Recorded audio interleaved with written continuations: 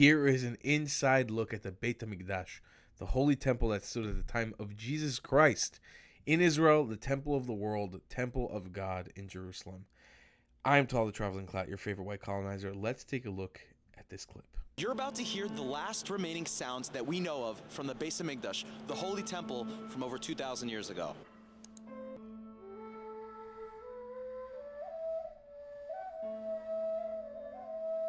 Wow. What you just heard is the Nava scale, traced by historians to ancient Persia. Its mysteries suggest origins in ancient Israel. Many scales are named after the places that used to play this way. Like, this is how they play in a town named Hijaz. And there is no place like Nava, except it's a word used to describe Jerusalem.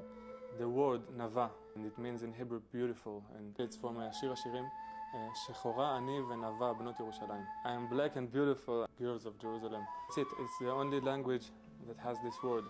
Not only is the name of the scale Hebrew, but it has influenced Jewish music throughout the diaspora.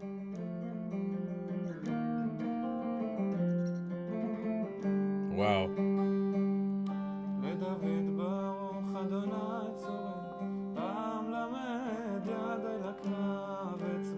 We've lost a lot in the Galut.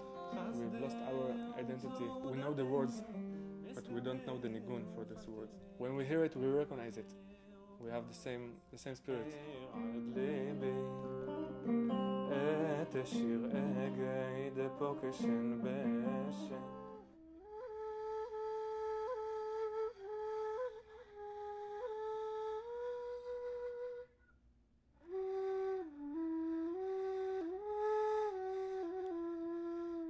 Music was a huge component of prayer and service in the Beis HaMikdash. When we lost the Beis HaMikdash, we lost the music as well. So I think in Beit HaMikdash they were playing a lot of variety of different music. Happy, sad, if it's longing, if it's praying.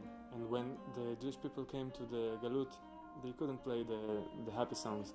So I think what's left for them was the longing songs. It's not about the notes, it's about the way you play it. The whole thing is the attitude. Now I want you to close your eyes and imagine yourself in the Beis HaMikdash, smelling the smell of karbanos being sacrificed, and the Leviim playing these exact tunes.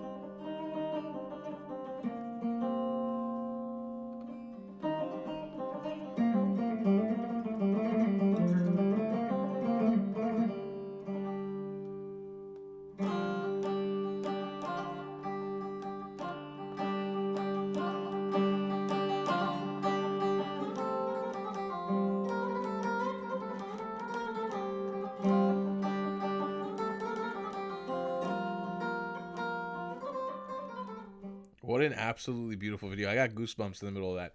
Those of you guys who follow me and know on a deep level, I have a page dedicated just to music. I actually picked up recently when I was in Greece this instrument called a Greek tsuras, which is similar to what he was playing, sort of like a baglava.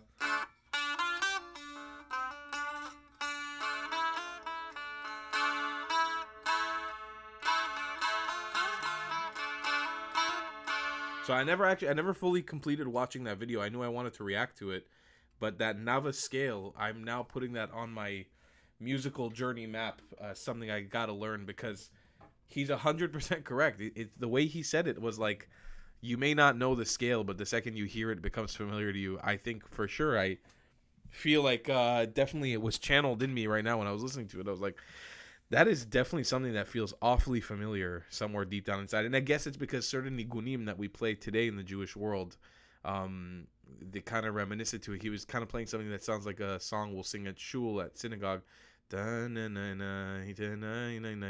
even tell exactly what it is, but it's something that we sing. And this is one of those things about Judaism, about being a Jew, that I'm so immensely prideful of.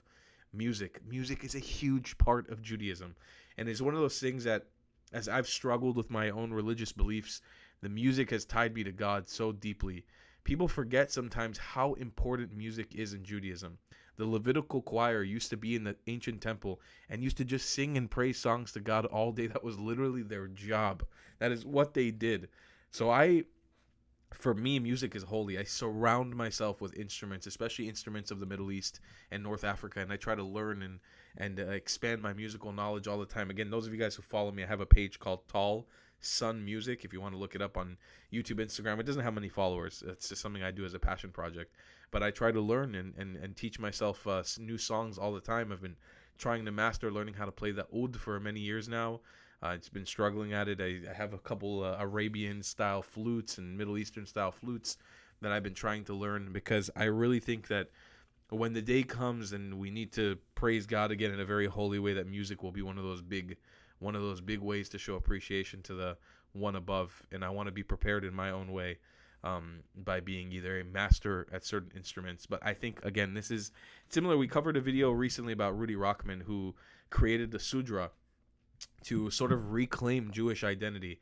We were in Galut, we were in diaspora for so long, for thousands of years, and we lost so many things in the way, so many things along the way that we used to have when we lived in Jerusalem, that we used to have when the land was ours and we weren't constantly fighting to survive there. And now we're back home. And yes, we're still in a fight for survival, but we're back home and we're strong and we're healthy and we're thriving. It's time for us to really go piece by piece and start reclaiming the ancient parts of our past. A musical scale is an amazing way to do it. An article of clothing is a way to do it. The language is a way to do it.